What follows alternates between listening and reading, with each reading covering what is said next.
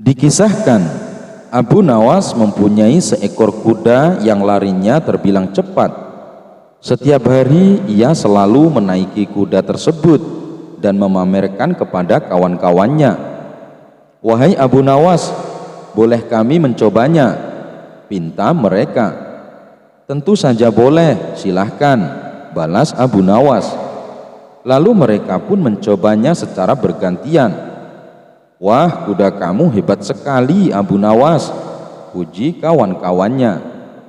Tapi lama-kelamaan Abu Nawas mulai bosan dan berniat menjual kudanya.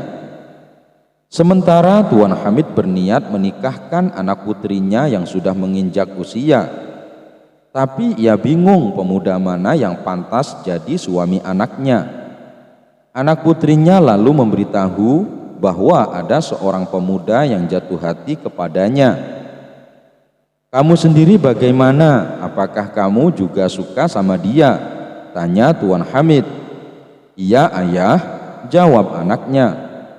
Kemudian Tuan Hamid pergi ke rumah Abu Nawas untuk meminta pendapatnya. "Baiklah Tuan Hamid, besok suruh pemuda itu ke rumahku. Biar aku tahu dia adalah pemuda yang baik atau bukan," tutur Abu Nawas. Selepas kepergian Tuan Hamid, datanglah seorang lelaki yang tak ia kenal. "Tuan Abu, aku dengar kau akan menjual kudamu. Benarkah kabar itu?" tanya lelaki tersebut. "Ya benar, kalau harganya cocok maka akan aku jual," jawab Abu Nawas. "Kalau begitu besok kawanku yang akan datang sendiri ke sini," balas si lelaki. Ia pun lantas pamit pergi meninggalkan Abu Nawas. Maka pada keesokan harinya Abu Nawas duduk di depan rumah menanti seseorang yang akan datang. Pada hari itu berarti Abu Nawas punya dua janji untuk ketemuan. Yang pertama dengan seorang pemuda yang akan menikahi anak Tuan Hamid, dan yang kedua dengan seseorang yang akan membeli kudanya. Tidak lama kemudian datanglah si pemuda yang hendak menikahi anak Tuan Hamid. Akan tetapi Abu Nawas mengira si pemuda adalah orang yang akan membeli kudanya. "Kamu beneran mau sama dia?" tanya Abu Nawas.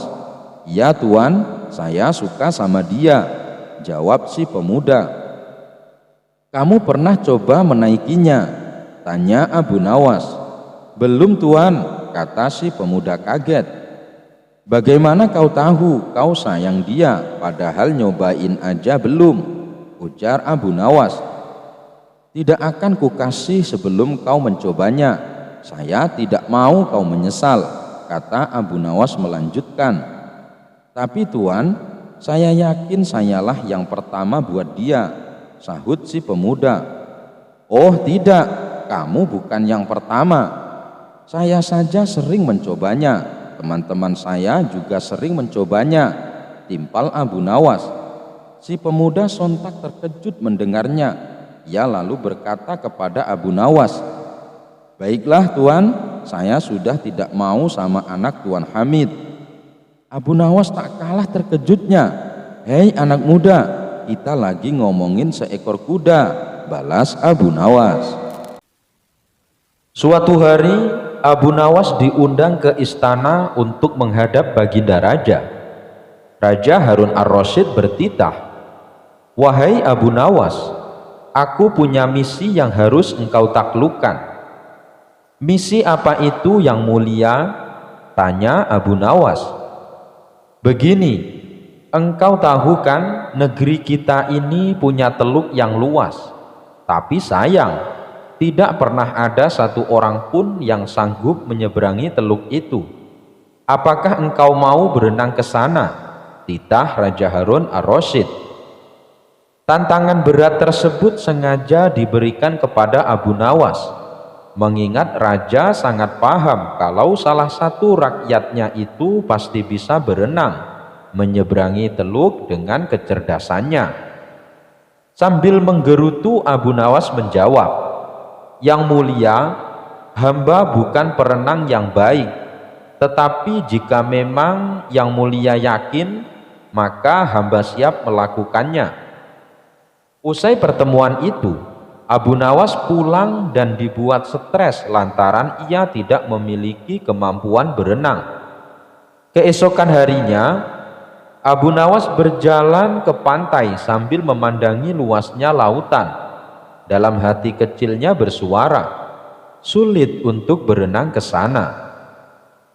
Tetapi dalam kekalutannya itu ia melihat setumpukan pakaian anak-anak yang tergeletak di pinggir pantai.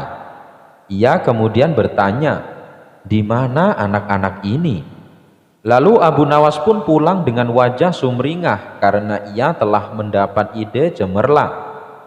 Pagi buta keesokan harinya, Abu Nawas langsung berangkat ke pantai dengan membawa pakaian ganti.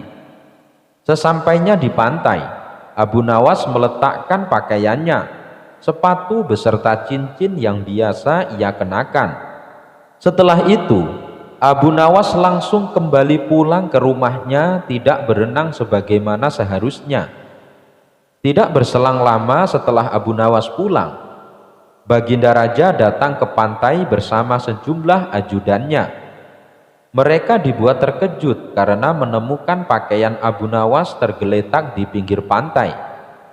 "Luar biasa orang ini," gumam Baginda Raja. Meski demikian, beberapa ajudan raja ada yang tidak yakin jika Abu Nawas benar-benar berenang menyeberangi lautan. Mereka akhirnya pergi mendatangi rumah Abu Nawas untuk memastikan keberadaannya. Sayang, di rumah Abu Nawas, rombongan raja tersebut hanya bertemu dengan istrinya yang menceritakan keberadaan Abu Nawas. Kemarin ia bercerita kalau ia akan berenang menyeberangi teluk. Dia berkata bahwa yang mulia memerintahkannya melakukan demikian. Sebenarnya saya tidak tega membiarkannya pergi, karena saya tahu ia bukan perenang yang baik, kata istrinya dengan nada sedih. Sejurus kemudian salah seorang pegawai istana datang kepada Baginda Raja dan menyampaikan sebuah kabar bahwa Abu Nawas telah ditemukan oleh nelayan. Abu Nawas lalu dijemput oleh rombongan raja di tepi pantai dengan keadaan pura-pura pingsan. Melihat Abu Nawas tidak berdaya, Baginda Raja kemudian berupaya membangunkannya. Beruntung senyuman manis Abu Nawas setelah tersadar membuat lega Baginda Raja, karena Abu Nawas selamat dari maut. "Engkau hebat, Abu Nawas," kata Raja Harun Ar-Rasyid. Debat soal rezeki. Al-Kisah. Suatu hari Baginda Raja mengundang beberapa ulama untuk berkumpul di istananya. Tentu saja Abu Nawas seorang pemuka humor yang penuh dengan nilai-nilai filosofis dan spiritual tidak ketinggalan hadir di dalam pertemuan tersebut. Adapun tujuan Baginda Raja mengundang para ulama tak lain untuk membahas tentang berbagai masalah sosial dan hukum-hukum keagamaan. Dengan begitu, sang raja masih tetap bisa menimba ilmu dari para ulama-ulama tersebut. Ulama fikih menyampaikan keilmuannya, ulama tauhid menyampaikan keilmuannya terkait akidah. Begitu juga dengan ulama tasawuf yang menyampaikan keilmuan terkait masalah-masalah spiritual. Setelah para ulama menyampaikan keilmuannya sesuai dengan bidangnya masing-masing, kini tibalah giliran Abu Nawas. Karena bingung harus menyampaikan apa, disebabkan Abu Nawas bukan ulama. Abu Nawas pun berkata, "Ampun Baginda Raja, apa yang ingin Baginda dengar dari saya? Saya rasa para ulama ini sudah menyampaikan semuanya." "Kalau begitu sekarang giliran waktunya tanya jawab," ungkap sang raja. Baginda Raja kemudian bertanya kepada Abu Nawas, "Abu Nawas, apa yang kau ketahui mengenai rezeki?" Abu Nawas kemudian menjawab, kita semua kan meyakini bahwa rezeki datangnya dari Allah Subhanahu wa Ta'ala, sebagaimana dalam firman-Nya, dan tidak ada suatu binatang melata pun di bumi melainkan Allah lah yang memberi rezekinya, dan Dia mengetahui tempat berdiam binatang itu dan tempat penyimpanannya. Semuanya tertulis dalam kitab yang nyata, Lauhil Mahfuz.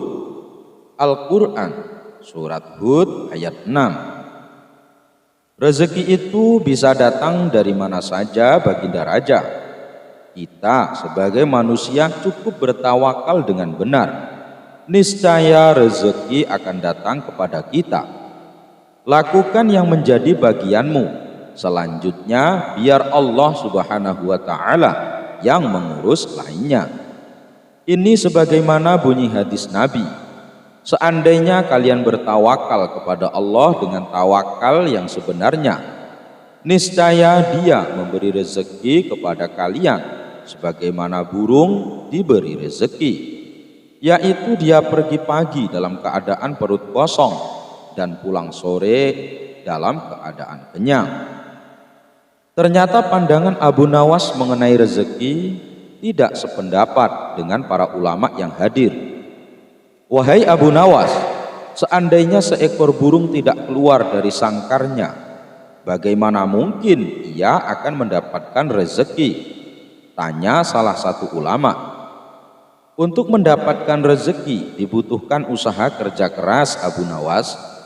Rezeki itu tidak datang sendiri, melainkan harus dicari dan didapatkan melalui sebuah usaha. Begitu kata ulama yang lain. Tetapi Abu Nawas bersikeras dengan pendapatnya, sehingga terjadilah sedikit perdebatan di antara mereka. Abu Nawas kemudian berkata, begini saja, besok kita kumpul lagi di sini dan buktikan pendapat kalian di hadapan baginda raja. Para ulama ini kemudian sepakat dengan usulan Abu Nawas. Setelah mereka semua pulang, tanpa sengaja mereka melewati sebuah desa yang penduduknya sedang panen buah kurma. Kemudian terbesitlah niatan para ulama untuk membantu warga. Setelah selesai dengan pekerjaannya, para ulama mendapatkan imbalan beberapa buah kurma. Mereka senang bukan kepalang. Pada keesokan harinya, para ulama datang ke istana baginda raja, dan ternyata Abu Nawas sudah ada di sana. Salah satu dari ulama kemudian berkata kepada baginda raja, ampun baginda raja, kami telah membawa bukti tentang pendapat kami soal rezeki. Kami rasa pendapat Abu Nawas kurang tepat. Justru pendapat kami yang paling tepat. Mendengar itu, baginda raja pun kemudian bertanya, bukti apa yang kalian bawa? Para ulama segera menunjukkan beberapa buah kurma dan meletakkannya di hadapan Abu Nawas dan baginda raja. Buah kurma ini kami dapatkan karena kemarin kami bekerja membantu warga panen buah kurma. Jadi mengenai pendapat Abu Nawas yang mengatakan seseorang cukup bertawakal dengan benar, nanti rezeki akan datang sendiri, kami rasa pendapat tersebut kurang tepat, karena rezeki itu harus dicari. Seandainya kami tidak bekerja membantu warga, kurma ini tentu tidak akan sampai pada kami. Sedangkan Abu Nawas kemarin berdiam diri di rumah, apakah Abu Nawas dapat kurma seperti kami? Yang kalian katakan itu benar sekali. Saya sependapat dengan kalian, ungkap sang raja. Bagaimana denganmu Abu Nawas? Sambil tersenyum Abu Nawas kemudian berkata, kemarin aku memang hanya diam di rumah seharian karena aku harus mengerjakan tugasku sebagai guru yang mengajar murid-muridku ilmu agama. Dan hari ini saat kalian bercerita tentang kurma, tiba-tiba saya jadi kepingin. Alhamdulillah kalian datang bukan hanya membawa ceritanya saja, tapi juga membawa serta buah kurmanya untukku. Bukankah ini juga bagian dari rezeki yang datang tanpa sebab, sebagaimana yang saya ungkapkan? Cukup tawakal dengan benar kepada Allah Subhanahu wa taala. Niscaya Allah Subhanahu wa taala akan beri rezeki. Lakukan yang menjadi tugasmu. Selanjutnya, biar Allah Subhanahu wa taala yang mengurus lainnya. Saya Abu Nawas melakukan tugasku sebagai guru. Lalu Allah Subhanahu wa taala mengirim kalian membawakan kurma untukku. Mendengar penjelasan Abu Nawas, mereka semua langsung tertawa satu sama lain tanpa menyalahkan pendapatnya masing-masing. Ditanya Baginda, Abu Nawas malah mengajak pejabat istana di kandang gajah. Sore itu Baginda Raja dan Abu Nawas duduk santai bersama di sudut istana. Di kejauhan sejumlah menteri menyaksikan mereka dengan wajah iri. Apa hebatnya Abu Nawas? Bisa duduk santai dengan Baginda. Celetuk salah seorang menteri kepada rekannya. Sementara Baginda dan Abu Nawas asyik-asyik saja. Ngobrol diselingi tawa. Abu Nawas, kenapa pejabat istana tidak suka dengan kamu? Tanya Baginda sela menyeruput kopinya. Abu Nawas hanya tersenyum. Mungkin mereka belum kenal dengan baik siapa hamba, jawab Abu Nawas seenaknya. Belum kenal bagaimana? Mereka mengenal sedikit dan itu mungkin yang buruk-buruk saja, ujar Abu Nawas juga sembari menyeruput kopinya. Baginda tidak bisa mengerti dalih Abu Nawas itu. Soalnya tentang siapa Abu Nawas sudah dijelaskan kepada para pejabat istana. Daftar riwayat hidup Abu Nawas pun mudah diakses pejabat. Ingin kenal seperti apa lagi? Saya dengar Baginda mendatangkan gajah dari negeri lain, tanya Abu Nawas seakan mengalihkan pembicaraan. Hai Abu Nawas, kamu jangan mengalihkan pembicaraan, sergah Paduka Raja. Tidak yang mulia, hamba tidak mengalihkan apa-apa, jawab Abu Nawas buru-buru. Ini ada kaitannya dengan pertanyaan Paduka, jelasnya. Apa maksudmu? Apakah semua pejabat istana sudah pernah melihat seperti apa itu gajah? Tanya Abu Nawas. Baginda berpikir sejenak. Kita belum semua, jawab Baginda kemudian. Bisakah Baginda memanggil beberapa orang yang belum pernah melihat gajah seumur hidupnya? Baginda pun memanggil 4 orang pejabat istana, termasuk diantaranya adalah seorang menteri. Apa kalian pernah melihat gajah? Tanya Baginda Raja. Belum Baginda, jawab mereka serentak. Baginda lalu memandang Abu Nawas. Boleh mereka melihat gajah itu Baginda? Tanya Abu Nawas. Baginda mengangguk setuju. Baginda mengangguk setuju.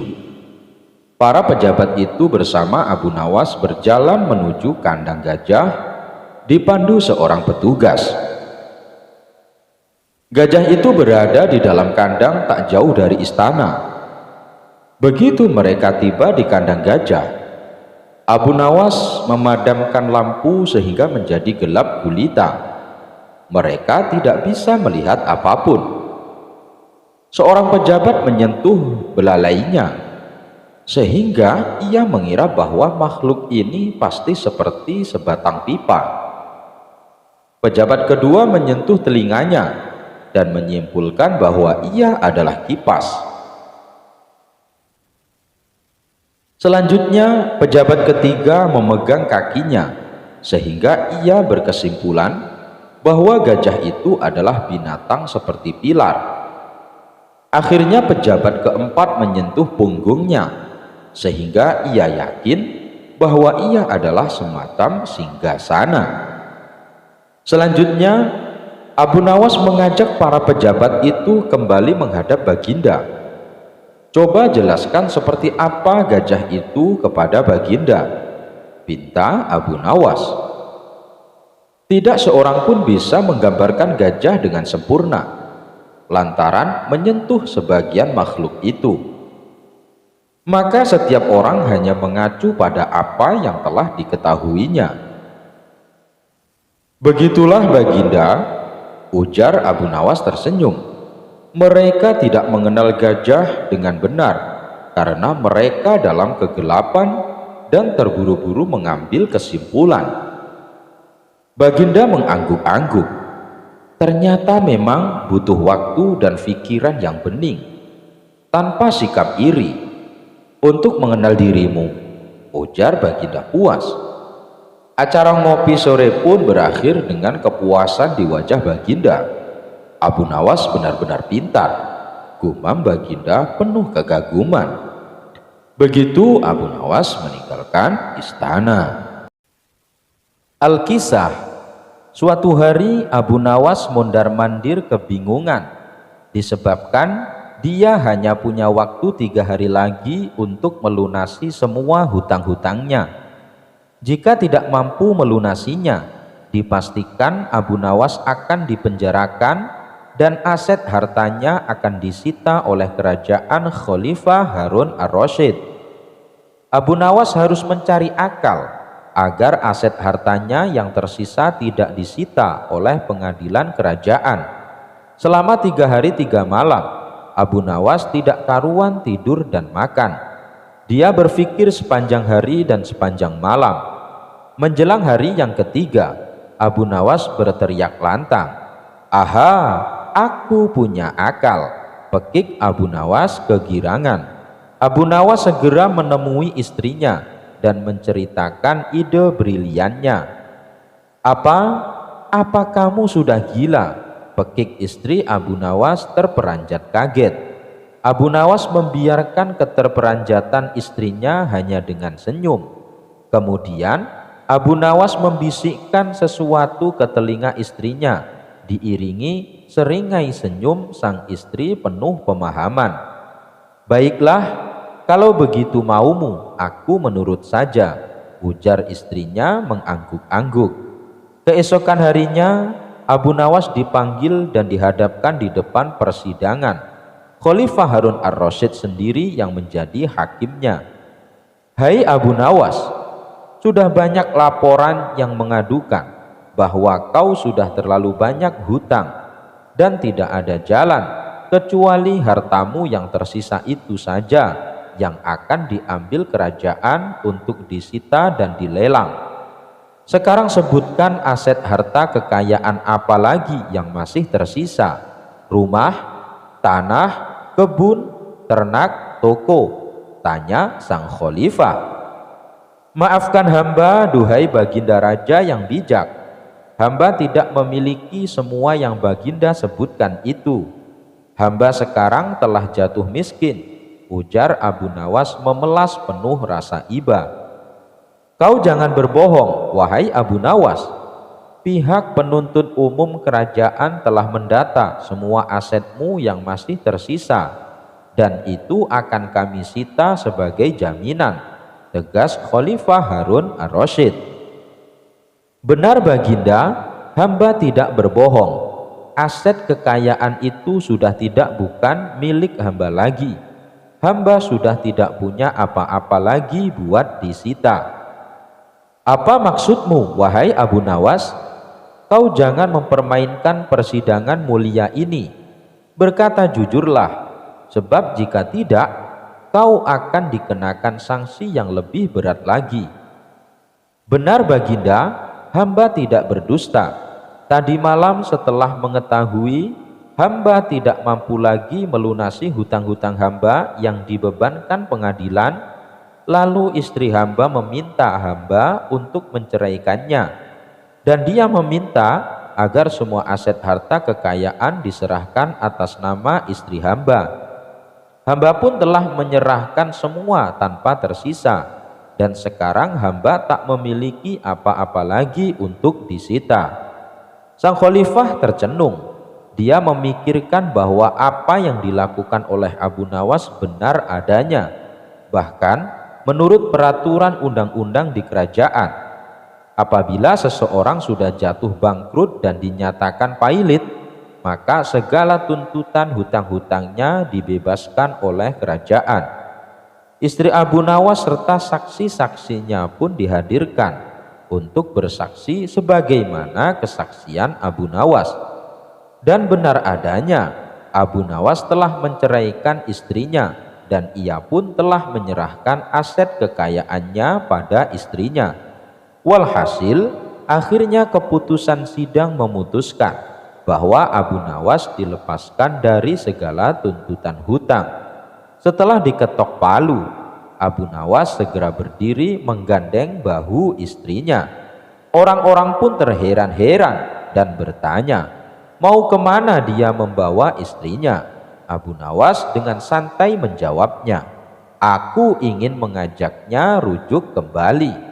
Sang khalifah dan semua hadirin yang hadir hanya bisa menggeleng-gelengkan kepala melihat kecerdasan si Abu Nawas melepaskan diri dari hutang serta ancaman sitaan harta dari pengadilan kerajaan. Kecerdikan Abu Nawas dalam menyelesaikan masalah tidak hanya membuat orang-orang kagum kepadanya, namun juga mengundang gelak tawa. Karena caranya tergolong unik, tapi selalu berhasil. Begitu juga saat dirinya berdoa meminta jodoh kepada Allah Subhanahu wa Ta'ala. Kala itu Abu Nawas yang masih lajang jatuh cinta kepada gadis bunga desa yang cantik jelita nan solehah. Cinta yang begitu dahsyat dan membara membuatnya sangat berambisi untuk memperistri gadis bunga desa tersebut. Ia pun lalu berdoa kepada Allah Subhanahu wa Ta'ala, ya Allah, jika gadis itu memang jodohku, maka dekatkanlah ia kepadaku. Akan tetapi bila gadis itu bukanlah jodohku, ya Allah, tolong ya Allah, sekali lagi tolong pertimbangkanlah kembali ya Allah, kata Abu Nawas dalam doanya sembari menyebut nama gadis impiannya. Abu Nawas memanjatkan doa tersebut dengan sungguh-sungguh selama berbulan-bulan. Setelah menunggu lebih dari 3 bulan tak ada tanda-tanda dikabulkan doanya, ia pun kemudian mengganti kalimat doanya. Akan tetapi kali ini ia tak ingin memaksa Allah agar doanya dikabulkan. Dan kalimat doa yang diucapkannya pun cenderung lebih pasrah tanpa diembel-embeli nama gadis yang didambakannya. Ya Allah, berikanlah istri yang terbaik untukku ya Allah. Namun untuk kesekian kalinya, Allah masih belum mengabulkan doa Abu Nawas. Meski demikian, Abu Nawas tak pernah menyerah berdoa kepada Allah. Lama-lama ia khawatir juga karena takut gadis pujaannya keburu dipinang laki-laki lain. Akhirnya ia memutar otak bagaimana caranya agar doanya cepat dikabulkan. Ia pun mengubah kalimat doanya untuk kesekian kalinya. Ya Allah, kini aku tidak lagi meminta untuk diriku ya Allah. Aku hanya meminta gadis itu sebagai menantu ibuku yang sudah tua renta. Sekali lagi bukan untukku ya Allah. Aku hanya ingin melihat ibuku bahagia. Ya Allah, maka jadikanlah gadis itu sebagai menantunya.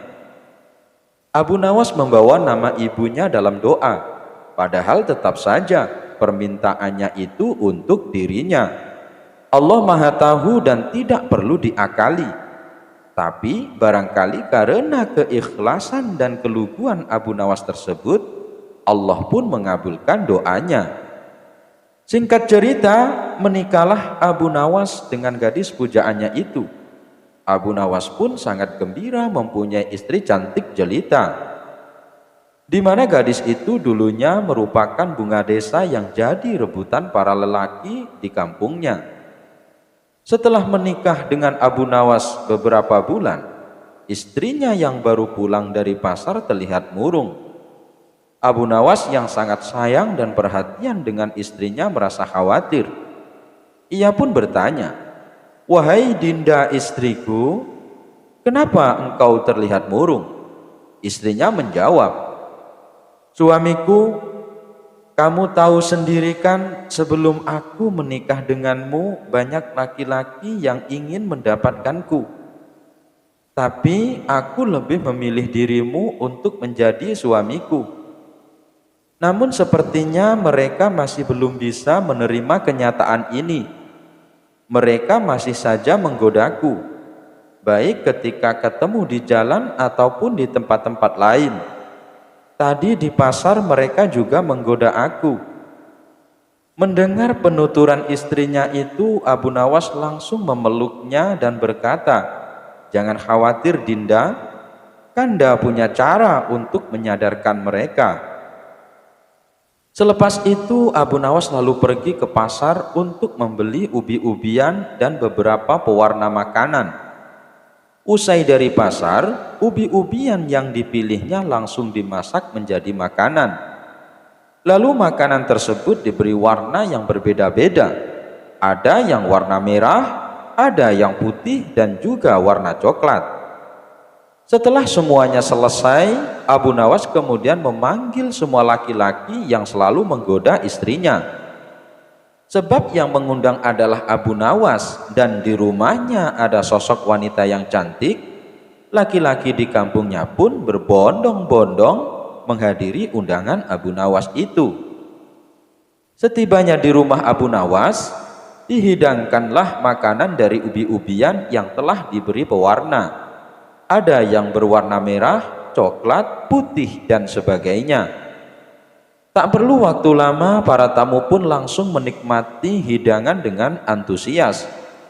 Mereka juga berhasrat menikmati makanan dengan warna yang berbeda. Ternyata dari banyak itu rasanya sama saja, hingga mereka saling berbisik menanyakan rasa hidangan yang dimakannya.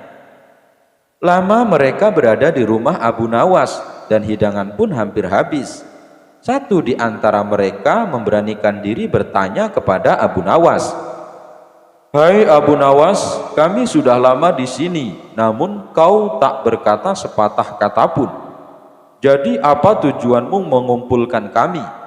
Abu Nawas menjawab, "Tujuanku mengundang kalian kemari adanya untuk menikmati beraneka macam makanan yang aku masak." "Oh, kalau begitu kami mengucapkan terima kasih Abu Nawas." "Tapi ada tapinya nih Abu Nawas. Dari semua makanan yang kamu masak ini meskipun berbeda-beda warna, tapi rasanya kok sama semua ya?" Lepas menghirup napas, Abu Nawas pun menjelaskan, "Saudara-saudaraku yang kalian makan itu tak ubahnya ibarat istri-istri kita semuanya. Terlihat menarik hanya karena warnanya yang berbeda, sehingga kita pun tergoda untuk menikmatinya. Tapi setelah kita memakannya, rasanya tetap sama saja. Pada dasarnya wanita hanya berbeda dari fisiknya saja, namun mereka sama. Wanita rasanya juga sama." Setelah mendengar penjelasan Abu Nawas, mereka pun tertunduk malu. Mereka merasa bersalah karena sering menggoda istri Abu Nawas. Satu persatu dari mereka akhirnya pamit pulang sembari minta maaf. Sejak saat itulah tidak ada lagi yang menggoda istri Abu Nawas. Salah satu jenderal perang yang disegani di zaman Khalifah Harun ar-Rasyid adalah Idham Alimuddin At-Tibrisi. Dia terkenal sebagai ahli siasat perang, jago negosiasi, kaya raya. Tapi sayangnya istri dan semua anaknya tewas terbunuh. Idham pensiun sebagai tentara karena menderita lumpuh akibat memimpin pertempuran melawan tentara Bizantium. Namun naluri perangnya tak mati-mati. Karena itu di tengah kelumpuhan dan kesendiriannya di hari tua, Idham sering menantang-nantang orang adu kekuatan. Bukan kekuatan fisik, tapi kekuatan pikiran. Tampaknya dia ingin tetap dikenang sebagai tokoh paling cerdik dan pintar di Baghdad. Untuk itu, dia tak segan-segan menjanjikan banyak hadiah kepada orang yang diundang ke rumahnya, asalkan orang itu mampu menjawab 3 teka-teki yang dia ajukan. Sampai saat ini sudah 100 orang dia tantang. Tak satu pun mampu menjawab teka-tekinya dengan tuntas. Cara Idham bertanya memang unik. Jika orang mampu menjawab pertanyaan pertama, Idham menjanjikan 10.000 dirham emas. Idham menjanjikan 40.000 dirham tambahan jika dia mampu menjawab pertanyaan kedua. Untuk pertanyaan ketiga, dia menjanjikan 50.000 dirham emas. Jadi total semuanya 100.000 dirham emas. Jumlah yang cukup untuk seorang lelaki kawin lagi. Hehehe. Hanya saja ini keunikan permainan Idham. Jika orang itu sudah bisa menjawab pertanyaan pertama, lalu gagal menjawab pertanyaan kedua, hadiah pertama hangus. Jika dia bisa menjawab pertanyaan pertama dan kedua, tapi gagal menjawab pertanyaan ketiga, semua hadiah gugur. Inilah yang membuat semua orang sakit hati saat gagal menjawab teka-teki Jenderal Idham.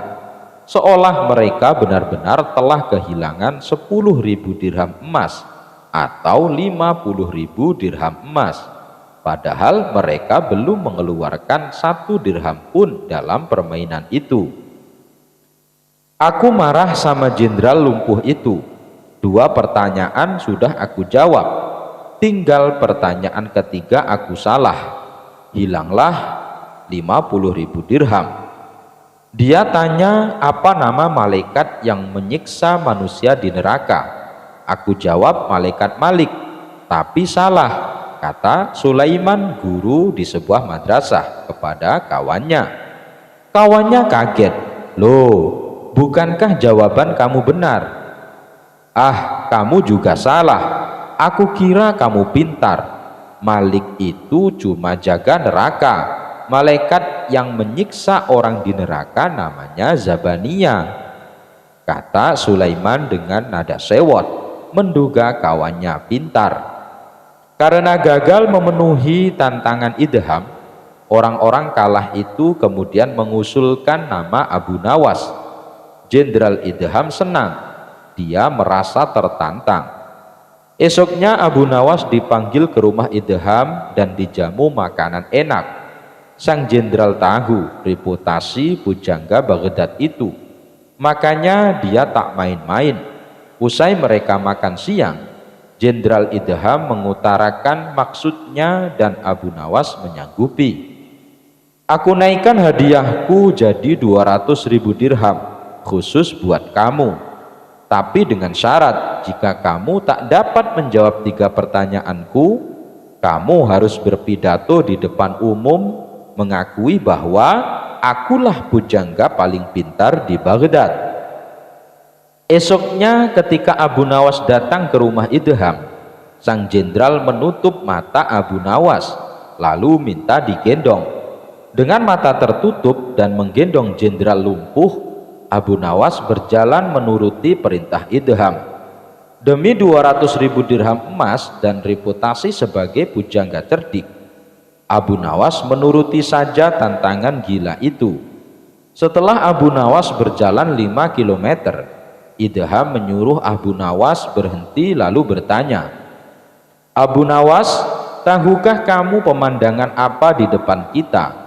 Jika kamu tahu, hadiah 20.000 dirham emas silahkan ambil. Ini gila, pikir Abu Nawas. Mana dia tahu pemandangan di depannya? Bukankah matanya tertutup? Tapi dengan yakin dia menjawab pendek, di depan kita ada peternakan onta, Tuan Jenderal. Sang jenderal kaget. Bagaimana mungkin Abu Nawas bisa menjawab dengan benar?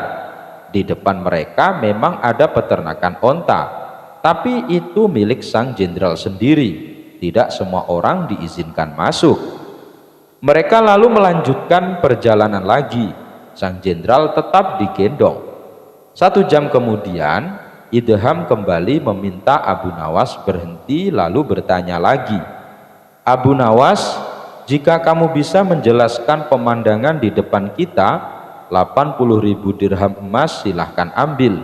Total jadi 100.000 dirham. Abu Nawas diam sejenak, tapi lagi-lagi dengan nada meyakinkan dia menjawab, Tuan Jenderal, di depan kita ada sungai kecil. Di kiri kanan sungai itu banyak pohon tin dan pohon zaitun. Juga ada beberapa pohon kurma. Ini kebun yang sangat indah. Sang jenderal lagi-lagi kaget. Bagaimana mungkin Abu Nawas bisa menjawab dengan benar? Dia pasti tukang sihir, pikirnya. Di depan mereka memang ada perkebunan, tapi itu milik Khalifah Harun ar-Rasyid. Hanya para jenderal dan tamu kerajaan yang bisa masuk ke sini. Jikapun Abu Nawas pernah datang ke sini, dia pasti tak bisa menduga karena perjalanan kebun ini berliku-liku dan menyesatkan seseorang yang matanya tertutup. Idham mulai khawatir 200.000 dirham emas miliknya bakal raib dan Abu Nawas makin terkenal. Akhirnya dia memerintahkan Abu Nawas berjalan lagi. Setelah Abu Nawas berjalan 4 jam melewati padang pasir yang sunyi dan terik, sekali lagi Idham memerintahkannya berhenti. Dia memerintahkan Abu Nawas tak bersuara dan maju beberapa langkah pelan-pelan. Setelah agak lama Abu Nawas berdiri dan Jenderal Idham lama tak bersuara. Akhirnya dengan berbisik sang jenderal bertanya sambil menjanjikan tambahan 100.000 dirham emas jika jawaban Abu Nawas benar. Silahkan jawab, ada apa di depan saya? Abu Nawas tak langsung menjawab. Ia berkonsentrasi penuh. Kemudian pelan-pelan dia menjawab, Tuan Jenderal, di depan kita, di tengah padang pasir, di situ ada beberapa perempuan. Semuanya bugil sedang mandi. Ada juga yang tampak bercanda dan menari-nari. Duar! Jenderal Idham seperti disambar petir. Abu Nawas lagi-lagi benar. Ini gila, pikir sang jenderal. Akhirnya setelah Abu Nawas juga menikmati pemandangan indah di depannya, kedua lelaki ini kembali ke Baghdad. Sesuai janji, esoknya Idham mengumpulkan banyak orang di depan istana khalifah untuk Sesuai janji, esoknya Idham mengumpulkan banyak orang di depan istana khalifah untuk menyerahkan 200.000 dirham emas kepada Abu Nawas. Sebelum menyerahkan hadiah, disaksikan Khalifah Harun ar-Rasyid, Idham berpidato di depan publik menceritakan pengalaman mereka berdua. Terakhir dia bertanya, Abu Nawas, bagaimana kamu bisa benar menjawab pertanyaan pertama? Tuan Jenderal, itu pertanyaan gampang. Waktu Tuan minta saya berhenti berjalan dan bertanya pada saya, kaki saya ketika itu persis menginjak tai onta. Makanya saya tahu itu pasti peternakan onta.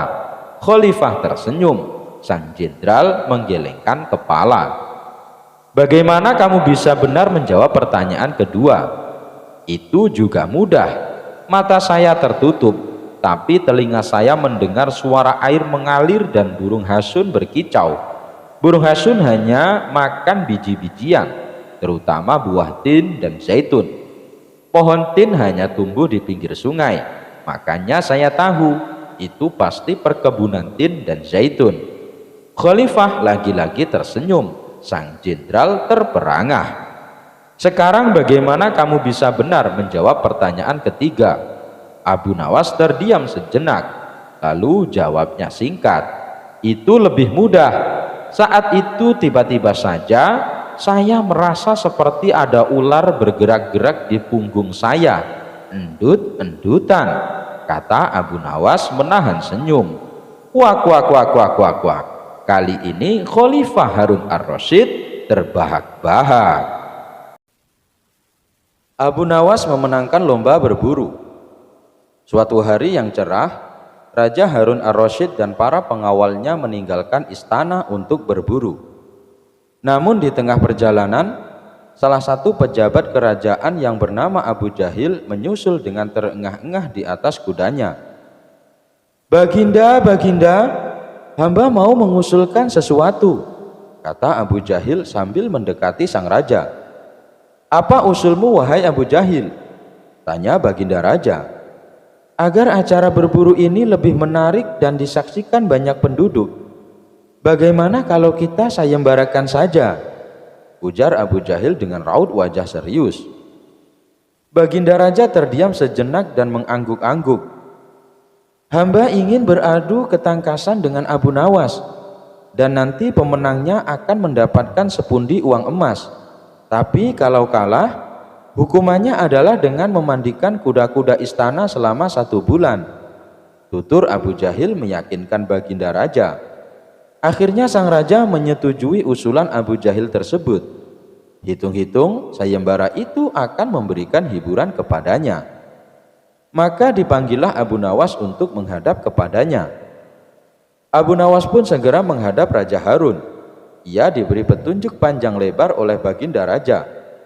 Pada awalnya Abu Nawas menolak sayembara tersebut karena ia tahu bahwa semua ini adalah akal licik dari Abu Jahil yang ingin menyingkirkannya dari istana.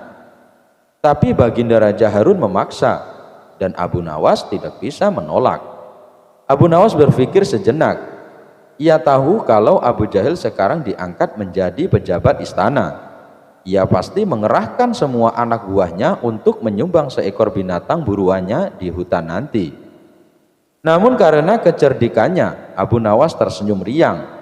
Abu Jahil yang melihat perubahan raut muka Abu Nawas menjadi penasaran dibuatnya. Mana mungkin Abu Nawas bisa mengalahkan dirinya kali ini, pikir Abu Jahil dalam hati. Akhirnya Baginda menggiring mereka di tengah alun-alun istana. Raja dan seluruh rakyat menunggu siapa yang akan menjadi pemenang dalam lomba berburu. Trompet tanda mulai adu ketangkasan pun telah ditiup. Abu Jahil segera memacu kudanya secepat kilat menuju hutan belantara.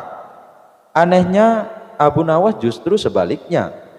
Dia dengan santainya menaiki kudanya sehingga para penonton banyak yang berteriak. Menjelang sore hari, tampaklah kuda Abu Jahil memasuki pintu gerbang istana. Ia pun mendapat sambutan meriah dan tepuk tangan dari rakyat yang menyaksikannya. Di sisi kanan dan kiri kuda Abu Jahil tampak puluhan hewan yang mati terpanah. Abu Jahil dengan tersenyum bangga memperlihatkan semua binatang buruannya di tengah lapangan. "Aku, Abu Jahil, berhak memenangkan lomba ini. Lihat, binatang buruanku banyak. Mana mungkin Abu Nawas mengalahkanku?" teriaknya lantang yang membuat para penonton semakin ramai bertepuk tangan. Tidak berapa lama kemudian terdengar suara kaki kuda Abu Nawas. Semua orang menertawakan dan meneriakinya karena Abu Nawas tak membawa satu pun binatang buruan di kudanya. Tapi Abu Nawas tidak tampak gusar sama sekali. Ia malah tersenyum dan melambaikan tangan. Baginda Raja menyuruh 2 orang pengawalnya maju ke tengah lapangan dan menghitung jumlah binatang buruan yang didapatkan 2 peserta tersebut. Dan kesempatan pertama, para pengawal menghitung jumlah binatang hasil buruan Abu Jahil. 35 ekor kelinci, ditambah 5 ekor rusa dan 2 ekor babi hutan, kata salah satu pengawal. "Kalau begitu, akulah pemenangnya, karena Abu Nawas tak membawa seekor binatang pun," teriak Abu Jahil dengan sombongnya. "Tenang, tenang. aku membawa ribuan binatang. Jelaslah aku pemenangnya, dan engkau wahai Abu Jahil, silahkan memandikan kuda-kuda istana menurut aturan lomba. Semua binatang boleh ditangkap, yang penting jumlahnya, kata Abu Nawas sambil membuka bambu kuning yang telah diisi dengan ribuan semut merah. Jumlahnya sangat banyak Baginda, mungkin ribuan. Kami tak sanggup menghitungnya lagi, kata pengawal kerajaan yang menghitung jumlah semut itu. Melihat kenyataan itu, Abu Jahil tiba-tiba saja jatuh pingsan. Baginda Raja tertawa terpingkal-pingkal dan langsung memberi hadiah kepada Abu Nawas. Kecerdikan dan ketulusan hati pasti bisa mengalahkan kelicikan. Abu Nawas menembus dinding. Dikisahkan, suatu hari Baginda Raja mengundang 3 orang ilmuwan yang paling pintar di kota Baghdad. Tak lupa Abu Nawas juga turut serta diundang. Kemudian Baginda Raja bertanya kepada ketiga ilmuwan tersebut, "Para ilmuwan, apa yang kalian temukan?" Ilmuwan pertama mengatakan bahwa dia sedang melakukan penelitian membuat benda ajaib. "Apa nama bendanya?" tanya Baginda Raja. "Saya belum memberinya nama Paduka, tapi dengan penemuan saya, nantinya orang-orang bisa berkomunikasi meskipun jaraknya berjauhan," kata ilmuwan pertama memberitahu. "Wah, hebat sekali. Kira-kira kapan benda itu bisa terwujud?" tanya Baginda Raja. "Saya akan usahakan secepatnya Paduka," jawab ilmuwan pertama. "Baiklah, lalu bagaimana dengan penemuanmu?" tanya Baginda Raja pada ilmuwan kedua. "Saya sedang melakukan penelitian membuat benda yang tidak kalah ajaibnya," jawab ilmuwan kedua. "Apa nama bendanya?" tanya Baginda Raja. "Maaf Paduka, saya juga belum memberinya nama, tapi yang pasti dengan penemuan saya, nantinya orang-orang akan terbang seperti burung," kata ilmuwan kedua. "Luar biasa, kapan benda itu bisa terwujud?" kata Baginda Raja. "Ini butuh waktu yang lama Paduka, mengingat penemuan yang saya teliti bukanlah penemuan sembarangan," kata ilmuwan kedua. "Bagus, kalau kamu butuh apa-apa, bilang saja padaku." "Lalu bagaimana denganmu?" tanya Baginda Raja pada ilmuwan ketiga. "Saya sedang melakukan penelitian membuat benda yang sangat bermanfaat," jawab ilmuwan ketiga. "Oh ya, apa kegunaan benda tersebut?" tanya Baginda Raja. "Dengan benda yang saya teliti, nantinya malam hari akan terang seperti siang hari. Ruang istana akan terang benderang. Kota Baghdad juga akan terang meskipun langit di atas masih gelap," kata ilmuwan ketiga. "Wah, sungguh menakjubkan. Sudahkah kamu memberi nama benda itu? Dan kira-kira kapan benda itu jadi?" tanya Baginda Raja. "Karena ini masih tahap penelitian, saya belum memberinya nama Paduka, dan saya juga belum bisa memastikan kapan benda itu terwujud," jawab ilmuwan ketiga. Dengan senyum bangga, Baginda Raja berkata pada mereka, "Kalian semua memang ilmuwan yang pintar. Saya bangga dengan kalian," uji Baginda Raja. Ketiga ilmuwan tersebut juga saling memuji dengan penemuannya masing-masing. Sementara Abu Nawas yang sedari tadi duduk diam, tiba-tiba dikagetkan oleh sebuah pertanyaan. "Hai Abu Nawas, bagaimana denganmu? Apa yang sudah kamu temukan?" ledek salah satu ilmuwan. "Paling-paling dia bisa membuat keledai bisa bernyanyi," tipal ilmuwan lainnya. Spontan mereka pun tertawa terpingkal-pingkal. Begitu juga dengan Baginda Raja. Rasa dirinya dipermalukan, Abu Nawas segera mengeluarkan jurusnya. Penemuan kalian tidak ada apa-apanya jika dibandingkan dengan penemuanku, kata Abu Nawas. Oh ya, apa itu? Ledek mereka sambil tertawa. Aku bisa menciptakan sebuah benda yang ajaib, di mana dengan benda tersebut orang-orang bisa berjalan menembus dinding. Bukan hanya menembus dinding, tapi juga bisa menembus besi dan kaca, tutur Abu Nawas. Seketika ketiga ilmuwan tersebut terkejut mendengarnya. Mana mungkin, itu sangat mustahil. Dan kami juga tidak pernah melihat kau melakukan sebuah penelitian, kata mereka. Penemuan saya tidak perlu penelitian, bahkan saya bisa membuatkannya sekarang. Tidak seperti kalian, disuruh membuktikannya tapi tidak bisa. Alasannya masih dalam penelitian, ujar Abu Nawas. Baginda Raja yang juga mendengar obrolan mereka merasa penasaran dengan penemuan Abu Nawas. Benarkan Abu Nawas, kamu tidak bohong kan? Tanya Baginda Raja. Benar Paduka yang mulia, jawab Abu Nawas dengan nada serius. Adapun tiga keilmuan tadi juga penasaran dengan penemuan Abu Nawas.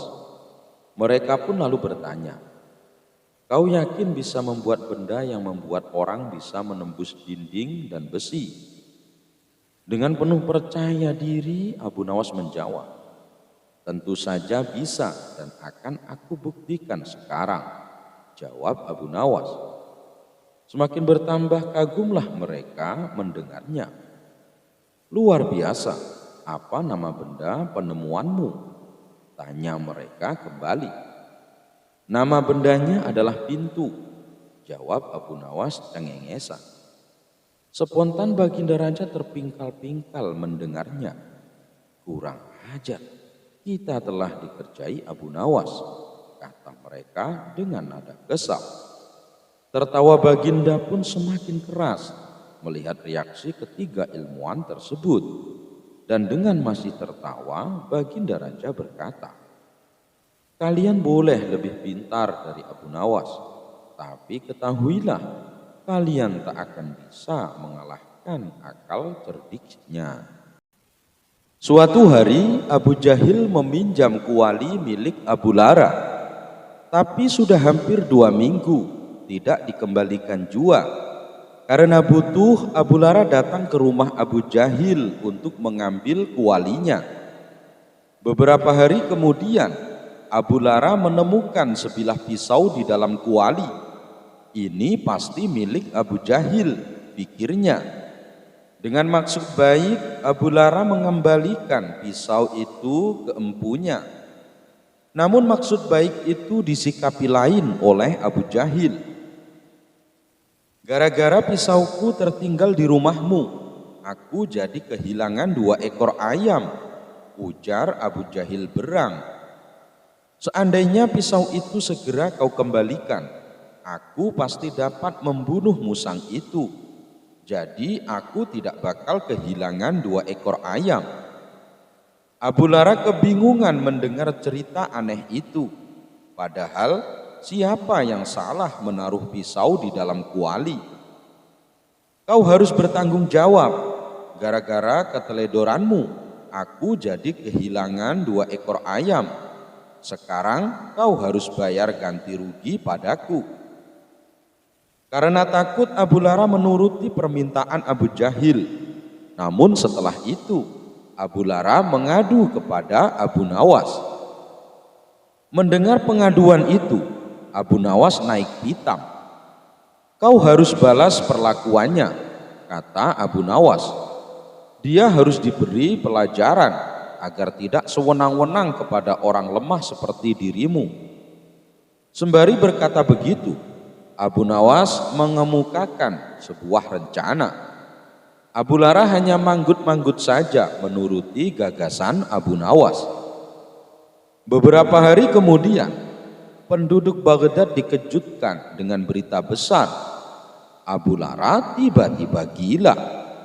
Segala tabib telah didatangkan, tapi tak satu pun yang bisa menyembuhkannya. Abu Nawas membawanya ke istana menghadap Baginda Raja Harun ar-Rasyid. Baginda Raja Harun ar-Rasyid terhenyak melihat kedatangan Abu Nawas dan Abu Lara. Baginda pun bertanya kepada Abu Nawas, "Mengapa Abu Lara tiba-tiba jadi gila? Barangkali kau tahu penyebabnya," tanya Baginda kepada Abu Nawas. "Ini gara-gara Abu Jahil," jawab Abu Nawas memotong pertanyaan Baginda Raja. "Dialah yang menyebabkan Abu Lara menjadi gila. Lebih baik Baginda Raja panggil saja Abu Jahil ke sini, biar hamba buktikan kalau dia yang menjadi penyebab kegilaan Abu Lara." Baginda Raja pun segera mengutus pengawalnya untuk memanggil Abu Jahil ke istana. Dalam waktu singkat, Abu Jahil sudah hadir memenuhi panggilan Baginda Raja. "Abu Jahil, apa benar kau penyebab Abu Lara menjadi gila?" tanya Baginda Raja.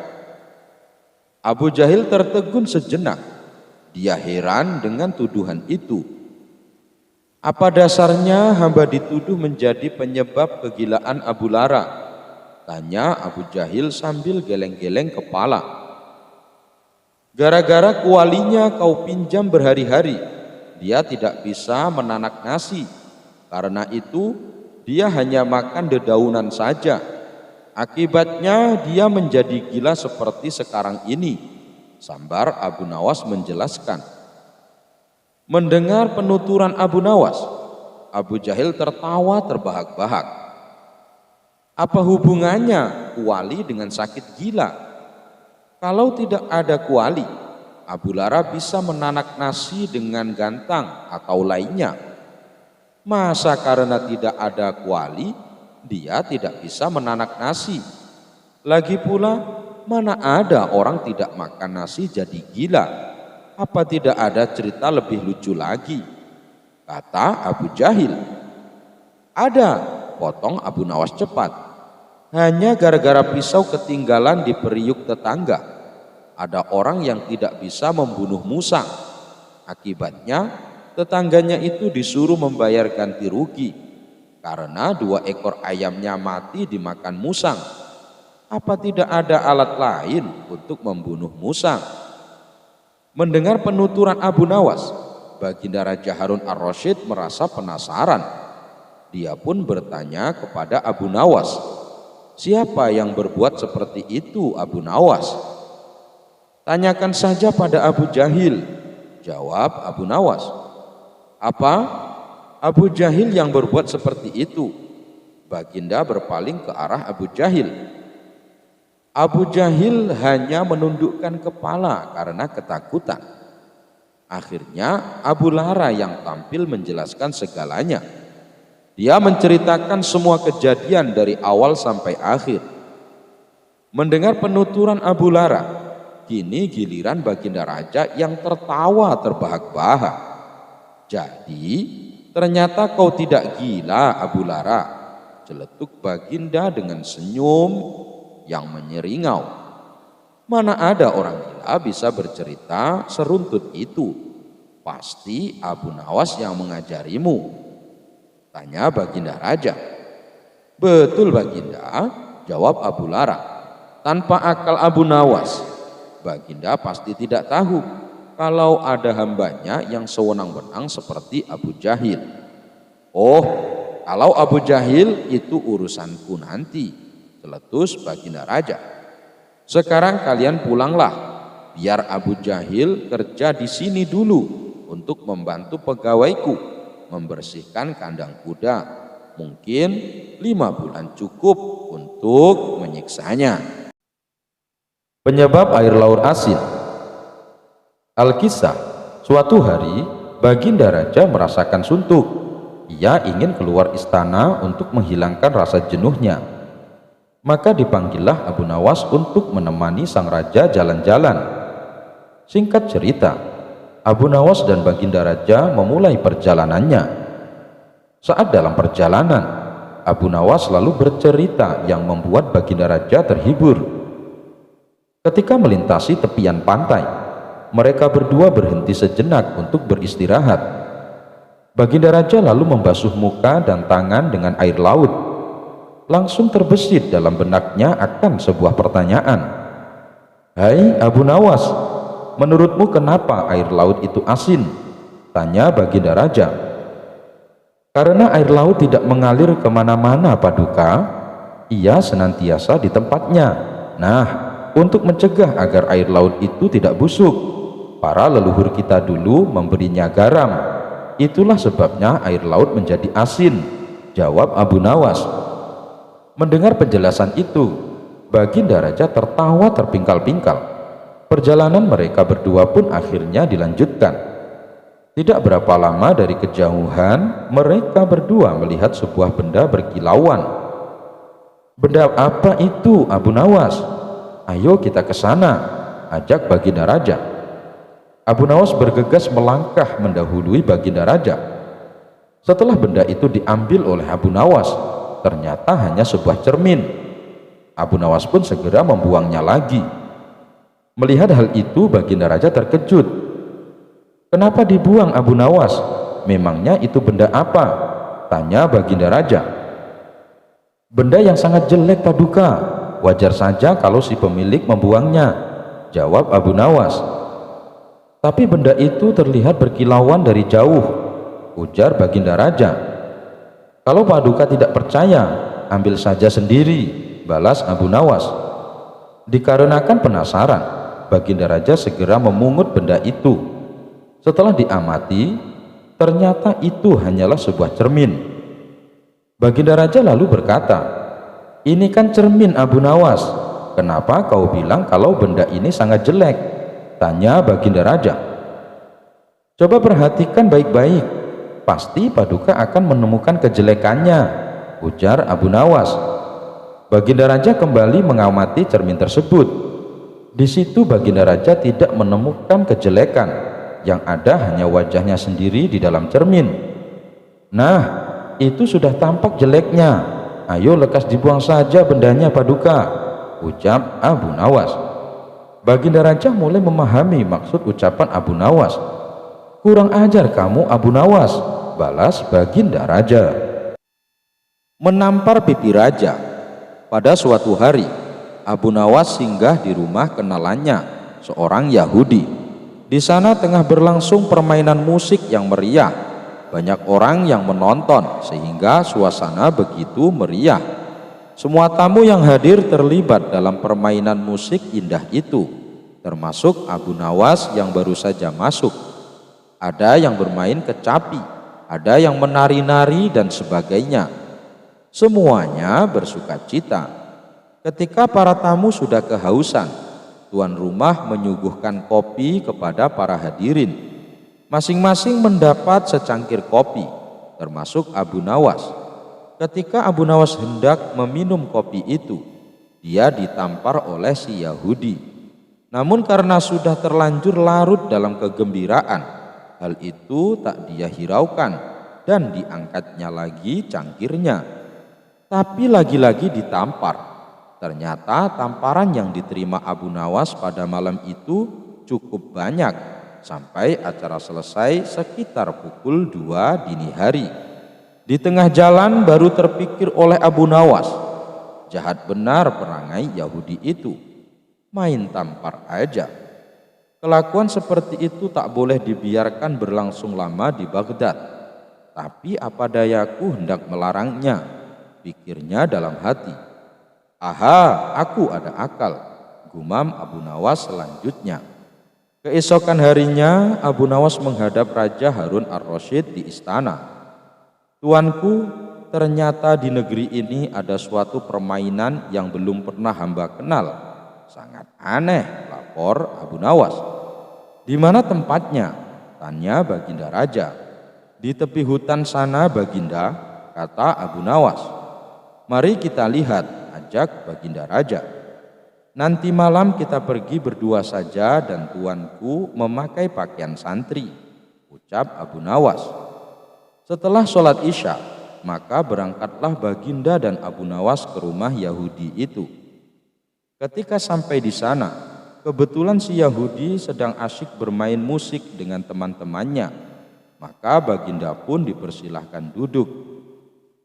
Ketika diminta untuk menari, Baginda menolak sehingga dia dipaksa dan ditampar pipinya kanan kiri. Sampai di situ Baginda baru sadar bahwa dia telah dipermainkan oleh Abu Nawas. Tapi apa daya, dia tak mampu melawan orang sebanyak itu. Maka menarilah Baginda sampai keringat membasahi seluruh tubuhnya yang gendut itu. Setelah itu barulah diedarkan kopi kepada semua tamu. Dan melihat hal itu, Abu Nawas meminta izin untuk keluar ruangan dengan alasan akan pergi ke kamar mandi untuk kencing. Biar Baginda merasakan sendiri peristiwa itu, karena salahnya sendiri tak pernah mengetahui keadaan rakyatnya dan hanya percaya kepada laporan para menteri, pikir Abu Nawas dalam hati. Selambi meluncur pulang ke rumahnya. Tatkala hendak mengangkat cangkir kopi ke mulutnya, Baginda ditampar oleh seorang Yahudi itu. Ketika dia hendak mengangkat kopi cangkirnya lagi, dia pun terkena tamparan lagi, begitu seterusnya. Hingga Baginda belum pernah mencicipi barang sedikit saja kopi yang disuguhkan. Pada pagi harinya, setelah bangun tidur, Baginda Raja Harun ar-Rasyid memerintahkan seorang pelayan istana untuk memanggil Abu Nawas. Wahai Abu Nawas, baik sekali perbuatanmu tadi malam. Engkau biarkan diriku dipermalukan seperti itu, kata Baginda. Mohon ampun wahai Baginda Raja, pada malam sebelumnya hamba telah mendapat perlakuan yang sama seperti itu. Apabila hal itu hamba laporkan secara jujur, pasti Baginda takkan percaya.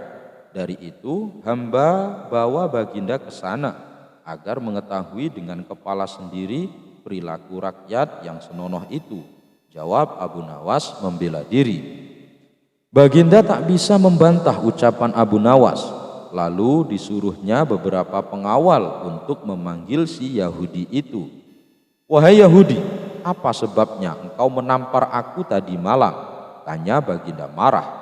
Wahai tuanku, sesungguhnya hamba tak tahu jika malam itu adalah tuanku.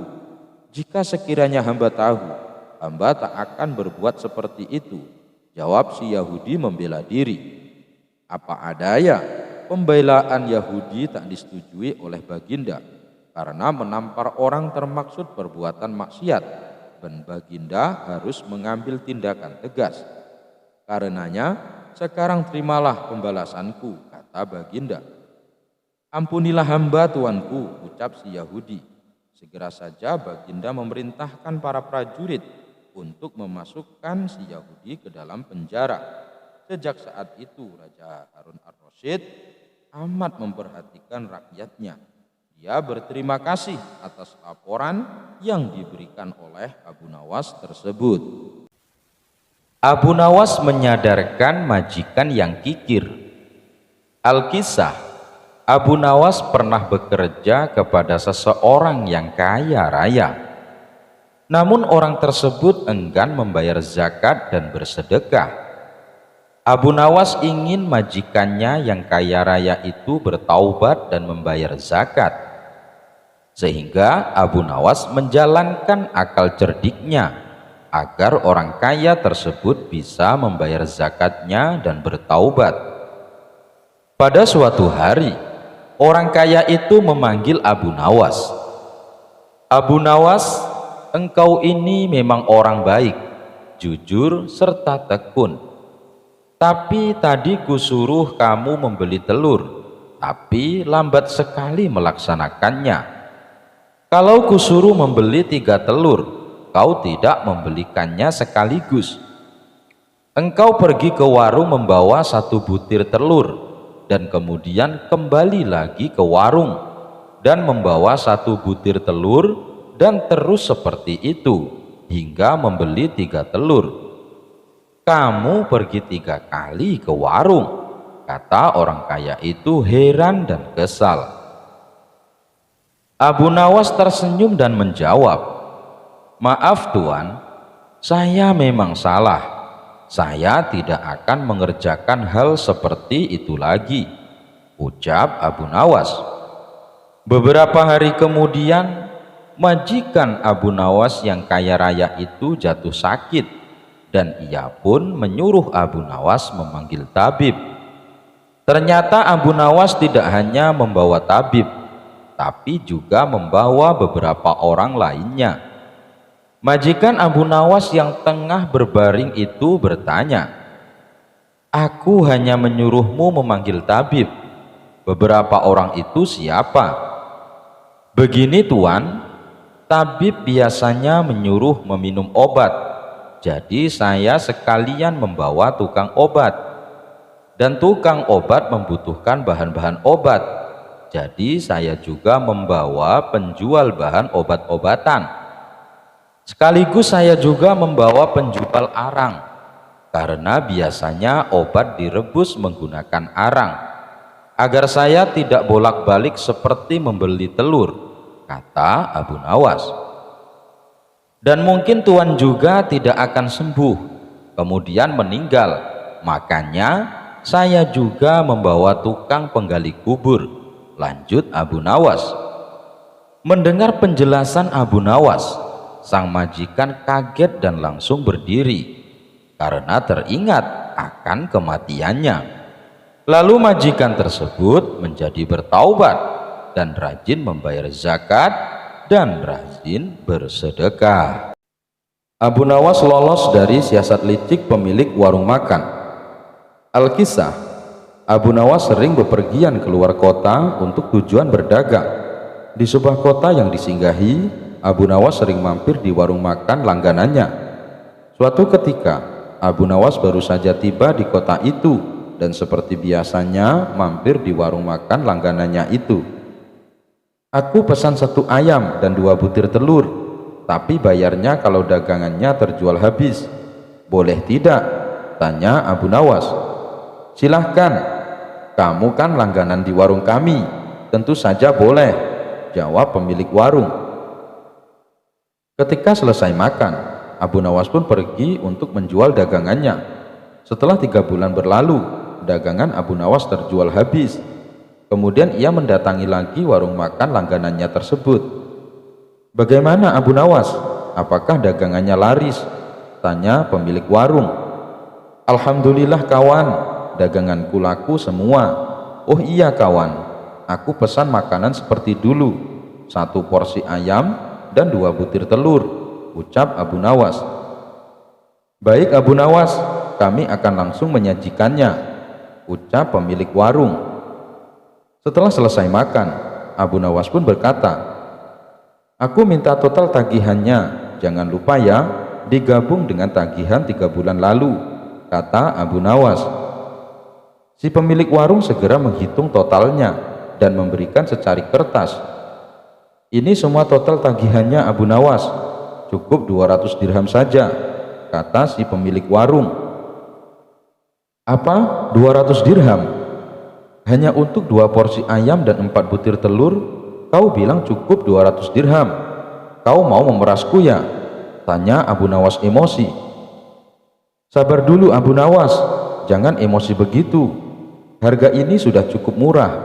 Coba kau pikir, ayam yang kau makan sejak 3 bulan lalu, apabila setiap hari dia bertelur, maka tentu akan menghasilkan ayam-ayam yang banyak. Bila dijual, totalnya bisa sampai ribuan dirham. Tapi aku memintamu membayar cukup 200 dirham," kata si pemilik warung menjelaskan. "Ini tidak adil, ini hanya akal-akalanmu saja," ujar Abu Nawas.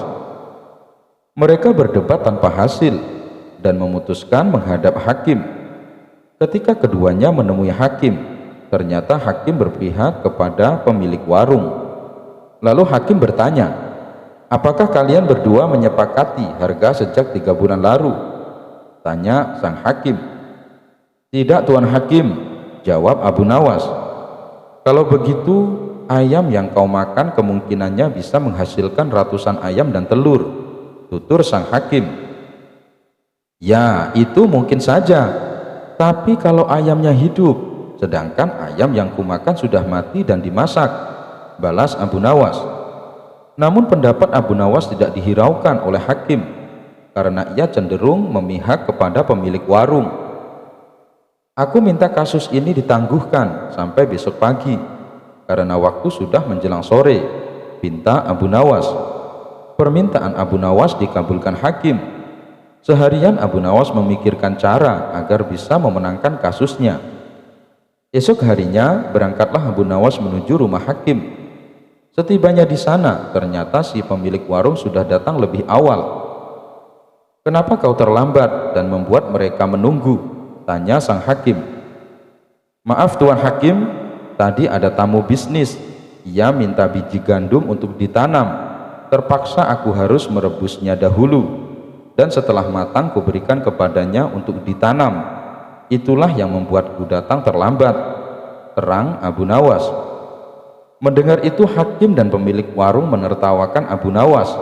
Lalu dengan nada mengejek, si pemilik warung berkata kepada Abu Nawas, luar biasa, aku baru dengar ada biji gandum yang sudah direbus, ditanam, dan kemudian bisa tumbuh. Kata hakim dan pengacara tertawa berpingkal-pingkal.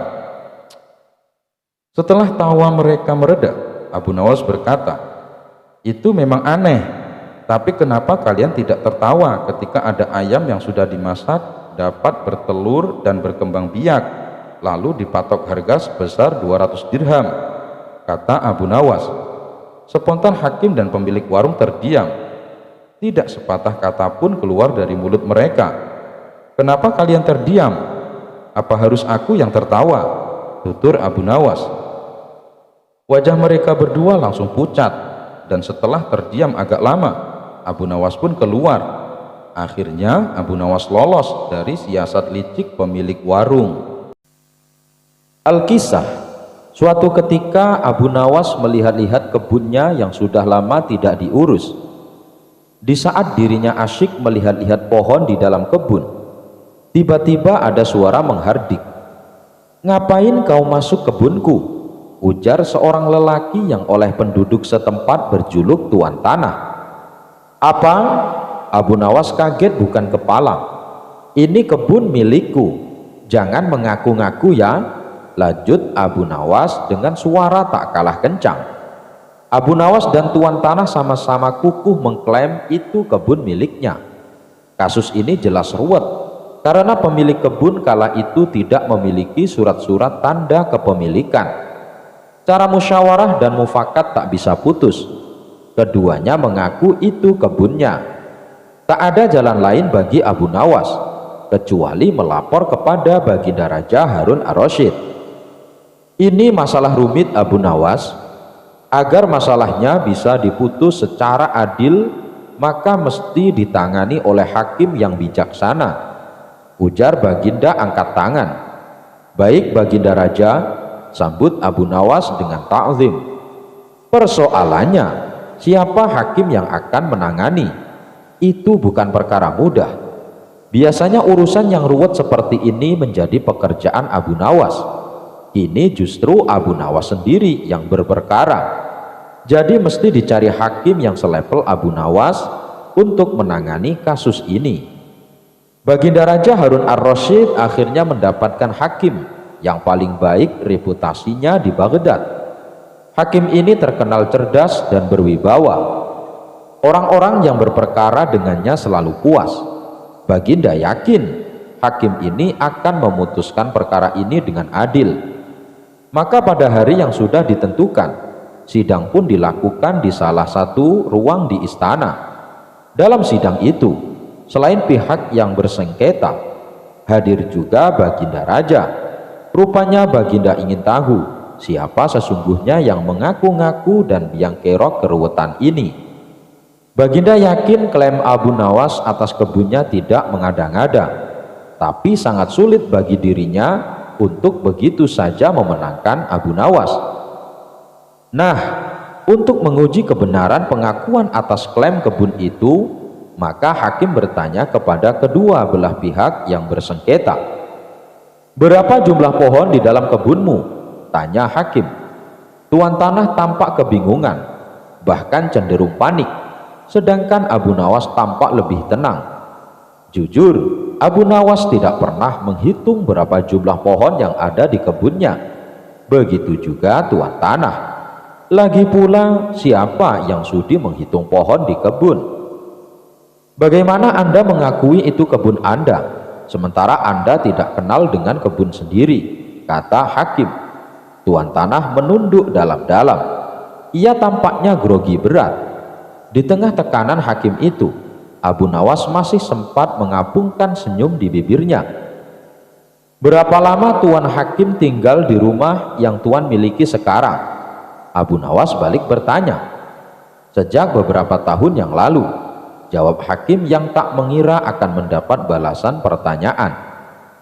Lalu Abu Nawas bertanya lagi, "Berapa jumlah genting di rumah Tuan?" Hakim ganti yang gelagapan. Ia tidak mampu menjawabnya.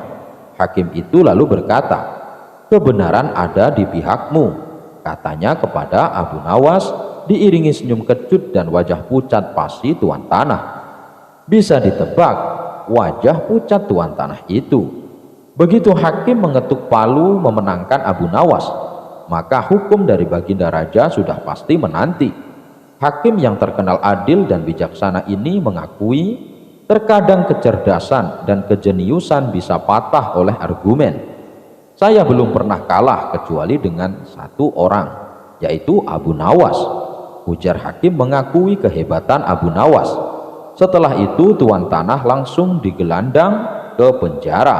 Enak saja mengaku-ngaku kebun milik orang lain. Beberapa hari ini Baginda Raja sedang diselimuti duka, sebab sahabatnya yang juga seorang hakim telah meninggal dunia. Sahabatnya itu merupakan hakim yang sangat bijaksana dan adil, dan paling benci dengan praktek suap menyuap. Oleh sebab itulah Baginda menjadikan sahabatnya itu sebagai hakim agung di pemerintahan pusat, karena kejujurannya dalam mengemban amanah. Hidupnya terbilang sederhana. Ia mengambil bayarannya sebagai hakim hanya sebagian, dan sebagiannya lagi ia sedekahkan kepada fakir miskin. Berbeda dengan pejabat-pejabat istana yang lain yang hidup dalam kemewahan dan bergemilangan harta. Namun sekarang sahabatnya itu telah tiada. Baginda Raja pun bingung, siapakah yang pantas menjadi penggantinya. Pengennya sih menunjuk Abu Nawas, tapi itu tidak mungkin, karena Abu Nawas pasti akan menolaknya, seperti yang sudah-sudah. Kalaupun dipaksa, yang ada malah akan membuat Baginda Raja menanggung malu. Mungkin Abu Nawas bisa memecahkan masalah ini. Aku akan coba bertanya kepadanya, pikir Baginda Raja. Kemudian Baginda Raja memerintahkan beberapa pengawal untuk memanggil Abu Nawas. Singkat cerita, Abu Nawas pun datang ke istana dan menghadap Baginda Raja. "Ada gerangan apa Baginda memanggil hamba?" tanya Abu Nawas. "Hai Abu Nawas, kamu tahu kan kalau hakim yang saya tempatkan di pemerintahan pusat sudah meninggal dunia. Saya bingung Abu Nawas, siapakah yang pantas menggantikan posisinya? Aku menginginkan orang yang jujur dan anti suap seperti dirinya. Apakah kamu punya solusinya? Aku tahu kamu tak mungkin mau menjadi pejabat istana, dan aku tak akan memaksamu. Tapi setidaknya bantulah saya untuk menemukan orang yang pantas menjadi penggantinya," perintah Baginda Raja. Sejenak Abu Nawas terdiam. Ia merasakan kegelisahan yang sedang dialami rajanya itu. Suasana pun menjadi hening seketika. "Baiklah Baginda, beri saya waktu seminggu. nanti akan saya kabari, kata Abu Nawas memecahkan keheningan. Abu Nawas lalu mohon diri kepada Baginda Raja untuk pulang ke rumahnya. Keesokan harinya, dengan mengendarai keledai, Abu Nawas berkeliling kampung berjalan ke sana kemari hingga sampailah ia di tepian sungai. Di situ Abu Nawas melihat ada gembala yang sedang memberi minum induk sapi dan anaknya. Muncullah ide cemerlang di benak Abu Nawas. Ia pun segera menghampiri anak sapi yang masih kecil itu. Entah bagaimana caranya, tiba-tiba anak sapi tersebut berjalan meninggalkan induknya dan mengikuti Abu Nawas yang sedang menaiki keledainya. Melihat hal itu, si pengembala mencoba menghalau anak sapinya supaya kembali pada induknya. Namun ajaib, anak sapi tersebut tak bergeming. Ia tetap berjalan mengikuti keledainya Abu Nawas. Karena kesal, si pengembala pun menyeret dan memukul anak sapi agar mau ikut dengannya. "Hai pengembala, biarkan anak sapi itu ikut denganku," hardik Abu Nawas. "Tapi anak sapi itu milikku, Tuan," jawab si pengembala. "Bukan, anak sapi itu adalah milikku. Dia lahir dari keledaiku ini," balas Abu Nawas. "Bagaimana mungkin? Jelas-jelas anak sapi ini milikku. Itu induk sapinya," protes pengembala sambil menunjuk induk sapi di sampingnya. "Kalau dia anak dari induk sapi kamu, pasti dia akan ikut dengannya. Buktinya ia malah ikut dengan keledaiku. Berarti ia anak dari keledaiku," kata Abu Nawas tak mau kalah. Tentu suasana pun semakin memanas. Masing-masing dari mereka tak ada yang mau mengalah. Akhirnya Abu Nawas berkata, "Lebih baik kita selesaikan masalah ini di pengadilan. Biar Tuan Hakim yang memutuskan." "Baiklah," balas setuju dengan usulan Abu Nawas. Maka pergilah mereka berdua ke rumah hakim pertama. Sebelum sidang dimulai, Abu Nawas menawari hakim pertama dengan iming-iming uang banyak supaya Abu Nawas bisa memenangkan perkaranya. Hakim pertama tergiur dengan tawaran Abu Nawas, tapi ia bingung bagaimana caranya supaya perkara ini dimenangkan oleh Abu Nawas. "Itu mudah saja. Tuan Hakim putuskan saja kepada siapa anak sapi tersebut akan ikut, maka dialah pemiliknya." Sang hakim lalu memutuskan seperti permintaan Abu Nawas. Ketika anak sapi itu dilepaskan, si anak sapi selalu mengikuti keledai Abu Nawas. Walhasil, Abu Nawaslah yang berhak atas anak sapi tersebut. Merasa keputusan hakim pertama tidak adil, si pengembala mengajak Abu Nawas menemui hakim kedua. Hakim kedua juga ditawari iming-iming uang banyak oleh Abu Nawas supaya dia bisa memenangkan perkaranya. Hakim kedua juga tergiur dengan tawaran Abu Nawas. Ia memutuskan perkara sesuai arahan Abu Nawas seperti yang dilakukan oleh hakim pertama. Abu Nawas pun kembali memenangkan perkaranya atas kepemilikan anak sapi. Upaya si pengembala dalam meminta keadilan kembali menemui kegagalan. Ia lalu mengajak Abu Nawas pergi ke rumah hakim ketiga. Seperti biasa, sebelum persidangan dimulai, Abu Nawas menemui hakim. Tidak untuk menjawabnya dengan uang yang banyak, namun hakim ketiga ini sepertinya enggan mengadili perkara tersebut. Tentu saja hal ini membuat Abu Nawas heran berkali-kali. "Anda kenapa tidak mau mengadili perkara ini, Tuan Hakim? Apakah uang yang saya berikan kurang banyak?" "Abu Nawas, bukan masalah uang, tapi saya lagi kena menstruasi. Pantangan bagi saya memutuskan suatu perkara apabila saya sedang datang bulan," jawab hakim ketiga. Abu Nawas semakin heran dengan jawaban Tuan Hakim. Abu Nawas lantas berkata, "Tuan Hakim kan laki-laki, mana mungkin bisa menstruasi? Itu hal yang sangat mustahil." Dengan tenang, Hakim menjawab, "Begitu juga dengan anak sapi. Sejak kapan keledai bisa melahirkan anak sapi? Meskipun anak sapi berjalan mengikuti keledai kamu, bukan berarti anak sapi itu lahir dari keledaimu." Abu Nawas terdiam, lalu ia kembali bertanya, "Jadi menurut pendapat Tuan Hakim, anak sapi itu milik siapa?" Dengan tegas, Hakim ketiga menjawab, "Sudah jelas, si pengembala itu punya induk sapi. Tentu dialah pemiliknya." Abu Nawas tersenyum dengan keputusan Hakim ketiga. Ia pun mengembalikan anak sapi itu kepada si pengembala. Sebelum berpamitan kepada Tuan Hakim, Abu Nawas berkata, "Tuan Hakim, besok Anda ikut saya ke istana. Baginda Raja membutuhkanmu sebagai Hakim Agung di istana." Abu Nawas merasa puas dan lega. Tugas dari Baginda Raja telah ia selesaikan, karena ia telah menemukan hakim yang tepat untuk ditempatkan di istana sebagai Hakim Agung. Kuburan keledai Abu Nawas dibilang keramat.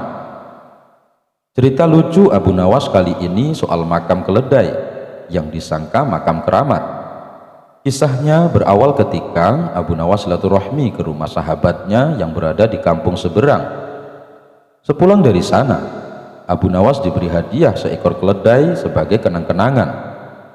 Beberapa hari kemudian, Abu Nawas mendengar kabar bahwa sahabatnya itu meninggal dunia. Abu Nawas pun sangat sedih. Ia tidak menyangka sahabatnya yang sangat dicintai pergi begitu cepat meninggalkan dunia ini.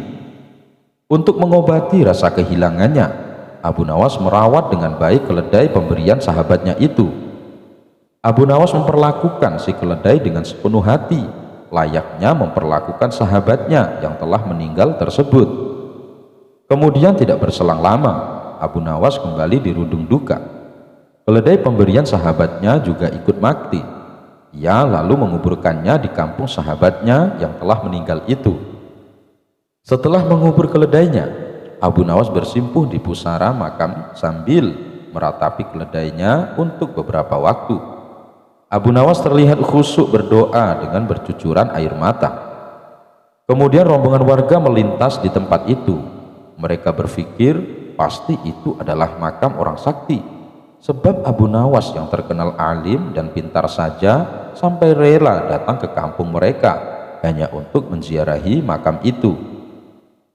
Rombongan warga ini lalu berhenti dan ikut berdoa di makam tersebut. Tentu saja hal ini membuat Abu Nawas kaget. "Hei, apa yang kalian lakukan?" tanya Abu Nawas keheranan. "Kami juga ingin mendapatkan berkah seperti dirimu. Kami yakin makam ini bukan makam orang sembarangan," jawab mereka. Abu Nawas kaget mendengarnya. Ia langsung memberitahu bahwa kuburan tersebut bukanlah makam siapa-siapa, melainkan kuburan keledai miliknya. Tapi mereka tidak mempercayainya.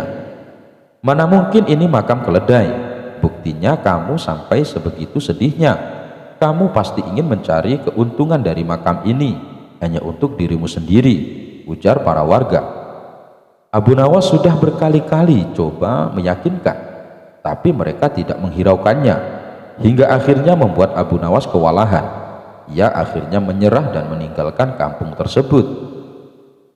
Setelah bertahun-tahun, kemudian Abu Nawas diajak kawannya jalan-jalan mengunjungi kampung tempat keledai Abu Nawas dimakamkan. Sesampainya di sana, Abu Nawas dan kawannya merasa heran kenapa ada banyak orang mengunjungi sebuah makam. Bahkan ratusan orang terlihat antri bergantian berziarah makam tersebut. Abu Nawas dan kawannya pun jadi penasaran. Mereka sangat ingin mengetahuinya. "Makam siapa yang kau kunjungi?" tanya Abu Nawas kepada seseorang yang kebetulan melintas di hadapannya. "Itu makam keramat," jawab orang itu singkat. "Ayo Abu Nawas, kita ke sana. Aku sangat penasaran." ajak kawannya. Mereka berdua lalu mendekati makam keramat yang dimaksud dan ramai dikunjungi sampai ratusan orang itu. Ternyata makam tersebut adalah makam keledai Abu Nawas yang telah bertahun-tahun meninggal. Melihat hal itu, spontan Abu Nawas tertawa terpingkal-pingkal. "Hai Abu Nawas, kenapa kamu tertawa? Apa ada yang lucu?" ujar kawannya heran. "Kamu tahu tidak, makam itu makam siapa?" tanya Abu Nawas. "Memangnya kamu tahu?" kata kawannya balik bertanya. "Tentu saja aku tahu. Aku sangat mengenali makam itu," jawab Abu Nawas. Abu Nawas lalu menceritakan kisah makam keledai pemberian sahabatnya itu. Mendengar cerita tersebut, sang kawan seketika ikut tertawa terpingkal-pingkal. Tingkah Abu Nawas dan kawannya ini membuat ratusan penziarah merasa terganggu dan menganggap mereka mengolok-olok makam keramat. Orang-orang lalu menegur Abu Nawas agar menjaga sikap, tapi Abu Nawas justru malah tertawa lebih kencang. Tentu saja hal ini membuat orang-orang emosi. Mereka segera menangkap Abu Nawas dan hendak memukulinya. "Tunggu dulu, kalian jangan cepat emosi. Kalian tahu tidak, makam yang kalian anggap keramat itu bukan makam orang alim, tapi makam keledaiku yang mati. Aku sengaja menguburnya di situ. Kalau kalian tidak percaya, gali saja kuburan itu. Kalau aku berbohong, silahkan kalian bunuh aku," ucap Abu Nawas. Ratusan orang yang hadir saling tatap satu sama lain. Ada yang percaya, ada pula yang tidak percaya. Akhirnya untuk membuktikan ucapan Abu Nawas, mereka beramai-ramai menggali tanah makam tersebut. Ternyata memang benar, yang mereka temukan adalah tulang belulang seekor keledai. Kemudian salah seorang warga bertanya kepada Abu Nawas, "Kenapa bisa seperti ini, Abu Nawas?" Abu Nawas lalu menjelaskan awal mulanya dan kenapa keledainya dimakamkan di kampung mereka. Itu dikarenakan keledai miliknya adalah pemberian sahabatnya yang telah meninggal dunia, yang juga merupakan penduduk kampung ini. Sejak saat itulah akhirnya orang-orang menjadi sadar dan tidak lagi menganggap keramat makam tersebut. Wallahu a'lam bishawab. Abu Nawas mendadak jadi hakim, bikin pedagang curang ketakutan. Al-Kisah, Abu Nawas mendengar ada seorang pedagang di kota Baghdad yang terkenal jujur dan baik hati. Semua pembeli yang datang ia layani dengan sangat ramah. Barang-barang dagangan yang dijual pedagang tersebut dibanderol dengan harga yang terjangkau, karena ia hanya mengambil sedikit untung. Hal inilah yang membuat dia makin disukai dan dicintai oleh banyak orang. Di depan toko milik dia berjualan, ada toko seseorang yang memiliki barang jualan sama persis seperti dirinya. Di samping berjualan, pedagang itu berprofesi pula sebagai rentenir. Dikenal juga sebagai orang yang kejam dan tidak kenal ampun, sehingga banyak orang yang membencinya. Selain itu, pedagang tersebut mematok harga yang sangat tinggi untuk barang jualannya dan seringkali terlihat memaksa para pembeli. Wajar jika tokonya sepi dan tidak laku. Tetapi karena dia juga menjadi rentenir, tokonya sering didatangi orang-orang untuk berutang. Dia berani memberi pinjaman berapapun, tapi dengan syarat bunga yang sangat tinggi. Bila telat membayar, rumah si peminjam akan diambil. Sifat kejam itu menjadikan dirinya kaya raya. Hal ini tentu membuat orang-orang makin benci kepadanya karena sifat-sifatnya tersebut. Suatu hari, pedagang sebelumnya yang baik hati membutuhkan modal untuk memperbesar usahanya. Ia pun mendatangi si pedagang kejam untuk meminjam uang. Si pedagang kejam yang sudah lama memendam rasa benci menggunakan kesempatan ini untuk berbuat jahat. Dia tidak meminta rumah sebagai jaminan, tetapi meminta yang di luar nalar. "Aku bersedia meminjamkan uang kepadamu, tapi kau harus mengembalikannya 2 kali lipat. Apabila kau tidak mengembalikan tepat waktu, aku berhak memotong daging bagian mana saja di tubuhmu seberat 1 kilogram, kata si pedagang kejam. Mendengar syarat yang diminta si pedagang kejam, pedagang baik hati pun merasa terkejut dan heran. Kenapa harus daging tubuhku? Bukankah kau biasanya meminta rumah untuk dijadikan jaminannya? Tanya si pedagang baik hati. Kalau kau tidak mau, ya sudah, tidak usah. Aku juga tidak memaksamu, balas si pedagang kejam dengan ketus. Dikarenakan sedang membutuhkan uang, si pedagang baik hati itu akhirnya menerima syarat berat tersebut. Adapun surat perjanjian dipegang oleh si pedagang kejam. Beberapa bulan kemudian, nasib nahas menghampiri si pedagang baik hati. Ia mengalami kebangkrutan, barang dagangannya banyak yang tidak laku. Lalu hari yang ditentukan untuk mengembalikan uang kepada si pedagang kejam pun tiba. Si pedagang baik hati pun tidak mampu membayarnya. Sesuai perjanjian, kau harus memberiku 1 kilogram daging, bagian mana saja dari tubuhmu yang aku inginkan, ujar si pedagang jahat. Bagaimana kalau masalah ini kita selesaikan di pengadilan, karena permintaanmu tidak wajar, usul si pedagang baik hati. Si pedagang kejam pun menyetujui. Berangkatlah mereka berdua ke Tuan Hakim. Di depan Tuan Hakim, si pedagang jahat menyerahkan surat perjanjian yang telah disepakati mereka berdua. Tuan Hakim, hamba meminta hak hamba sesuai perjanjian, tetapi dia enggan mematuhinya, kata si pedagang kejam mengadu. Lalu daging bagaimana yang kau inginkan? Tanya Tuan Hakim. Saya menginginkan daging bagian lehernya, jawab si pedagang jahat. Tentu saja keinginan si pedagang bengis itu membuat terkejut, sebab dalam pemikiran Tuan Hakim, si pedagang kejam sama saja ingin membunuh pedagang baik tersebut. Tetapi kalau Tuan Hakim menolak, maka dirinya akan dianggap tidak adil, karena ada bukti surat perjanjian di antara keduanya. Lantaran bingung, Tuan Hakim sengaja menunda-nunda perkara ini sampai berhari-hari. Hingga setiap hari si pedagang jahat mendatangi Tuan Hakim untuk menuntaskan perkara ini. Kasus pun sampai telinga masyarakat dan menjadi bahan pembicaraan mereka. Kasus ini juga terdengar oleh Abu Nawas. Sosok cerdas dan humoris itu pun segera mendatangi Tuan Hakim. Tuan Hakim, perlihatkan surat perjanjian itu padaku, pinta Abu Nawas. Setelah menerimanya, sejenak Abu Nawas terdiam. Tidak beberapa lama, ia pun mendapat jalan keluarnya. Tuan Hakim, hamba akan membantu Anda menyelesaikan kasus ini. Sekarang panggil kedua orang itu, kata Abu Nawas.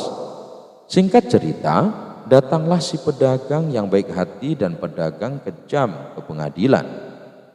Abu Nawas lalu bertanya kepada si pedagang baik hati, apakah sewaktu menulis surat perjanjian kau setuju bahwa si pedagang jahat memotong 1 kilogram daging di bagian mana saja dari tubuhmu yang diinginkannya? Ya, Tuan Abu Nawas, jawab si pedagang yang baik hati.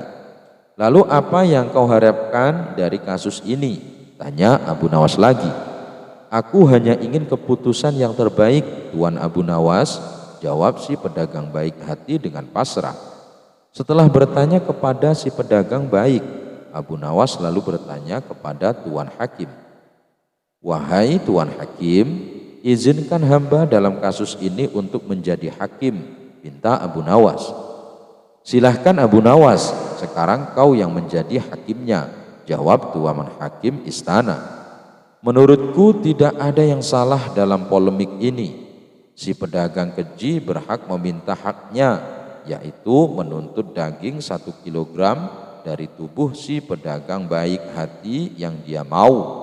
Dan itu harus dilakukan saat ini juga, ujar Abu Nawas. Hal ini tentu membuat kaget Tuan Hakim. Dia kira Abu Nawas akan membela si pedagang baik hati tersebut. Sedangkan si pedagang jahat merasa puas dan senang karena dendamnya terbalaskan. "Bagaimana yang kau inginkan?" tanya Abu Nawas. "Aku menginginkan bagian lehernya," jawab si pedagang jahat dengan bangga. "Baik, permintaanmu dikabulkan. Tuan Hakim, tolong ambilkan pisau untuknya," pinta Abu Nawas. Dengan berat hati, Tuan Hakim menyerahkan pisau kepada si pedagang kejam. "Kau boleh memotong leher si pedagang baik hati itu, tetapi tidak boleh kurang atau lebih dari 1 kilogram. Kalau kurang atau lebih, maka kau harus dibunuh dan harta kekayaanmu akan disita oleh negara," kata Abu Nawas. Spontan si pedagang kejam pun terkejut dengan pernyataan Abu Nawas. Ia berpikir, mana mungkin hanya 1 kali memotong dapat 1 kilogram daging. Si pedagang jahat pun terdiam sejenak. "Kenapa kau diam saja? Bukankah keinginanmu segera tercapai?" tanya Abu Nawas. "Maaf Tuan Abu Nawas, hamba tidak bisa. Hamba ingin mencabut tuntutan hamba," ujar si pedagang jahat dengan suara ketakutan. Akhirnya si pedagang kejam pulang dengan perasaan takut, sedangkan si pedagang baik hati mengucapkan terima kasih kepada Abu Nawas karena sudah menyelamatkannya.